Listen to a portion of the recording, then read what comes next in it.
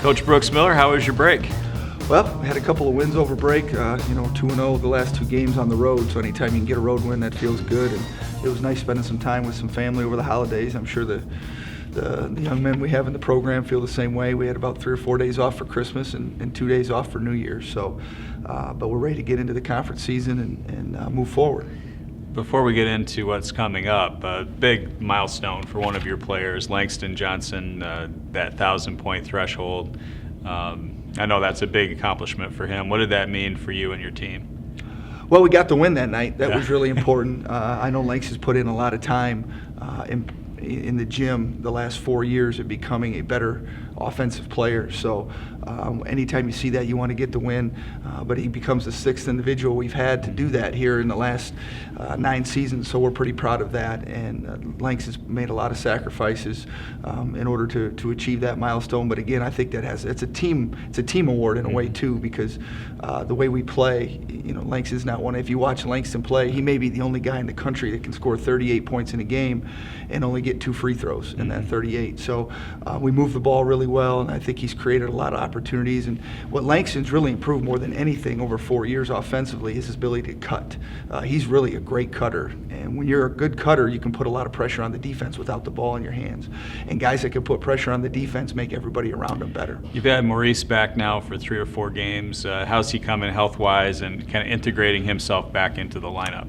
I think he just needed repetition to get back. We went through this a little bit with Ellis Cummings last year, who sat out a year, and it wasn't until January till he really got back to where he was and then really elevated himself above the rest. I think Maurice is very similar. When you're a big guy, it's just feeling that physical contact in a game and understanding what you can do, what you can get away with, what you can't, officiating-wise, and just learning the angles again and how to take advantage of those angles in the paint. Paint scoring is really unique.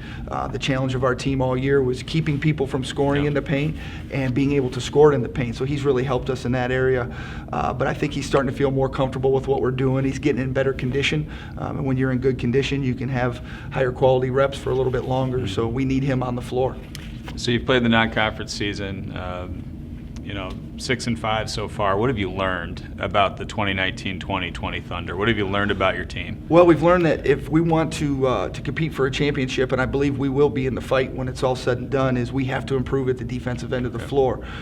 We have to start making that a really important part of who we are and embracing that. So there's at times where we've had some really good possessions. I think we're first in the league in creating turnovers in the non-conference, which can be misleading with your schedule, but I think we've played an extremely challenging schedule, as have most teams in our league.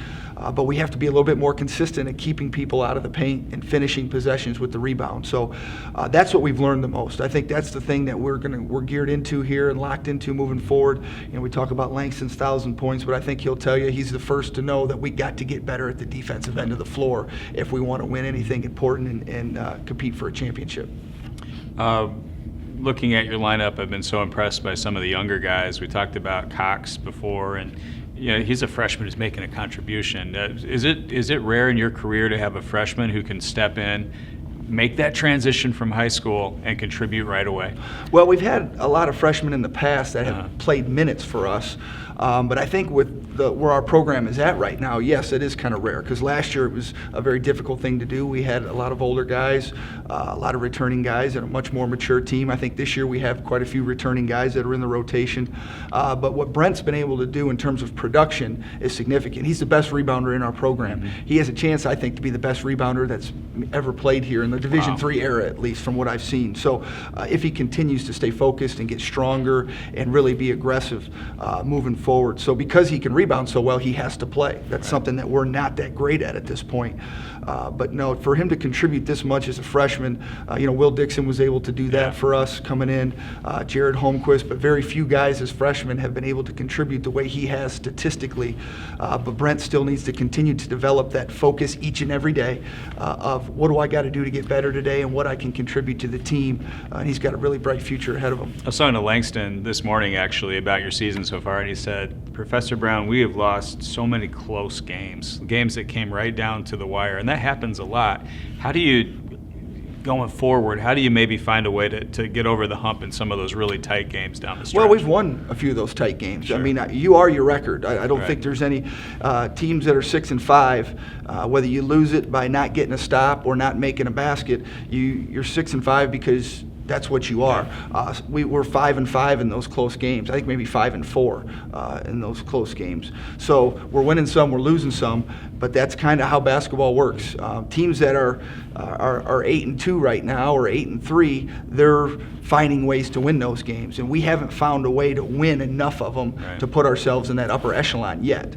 There's certain things, again, and most of it comes at the defensive end of the floor. So, there's games where they've made some tough shots at the end. There's some games where we made some shots at the end. That's kind of how it works, and that's what we're trying to get across to these young men is we're a 6-5 team. Whether we blew people out 6 times and got blown out 5 times, it doesn't matter. Right. That's what we are. The game is played possession by possession, and you have to stay focused each and every possession if you want to win more of them at the end. Last thing for Coach Brooks Miller as we get into the league season this week, and so much excitement about the rivalries and all of those great matchups throughout the league year. Do you change your preparation and going into these games? Do you do more in terms of film study and game prep for these league teams, or is it really consistent throughout the year? Well, we're trying to be as consistent as we can. We've had to make a few adjustments because of some of the new pieces we've been putting into the lineup this year. We're a little bit more comfortable with what our rotation is at this point and who's playing what minutes.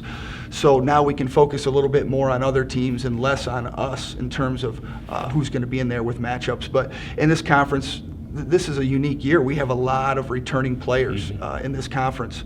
We probably have as few of returners in terms of on-the-floor production as anybody in our league. So we're very familiar with most of the team's personnel. I think some of our guys are pretty familiar with the personnel, but there have been some coaching changes, so there's adjustments we make there.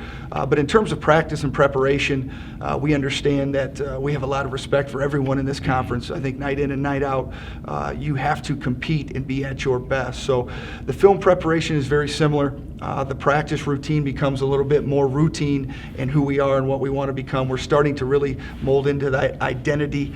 We just have to continue to improve at the defensive end of the floor if we want to compete night in and night out. It's time to defend an MIAA championship. The Thunder are going at it with games this weekend, Wednesday and Saturday. Coach, all the best to you. Can't wait to watch. Thanks, Andy. Appreciate it.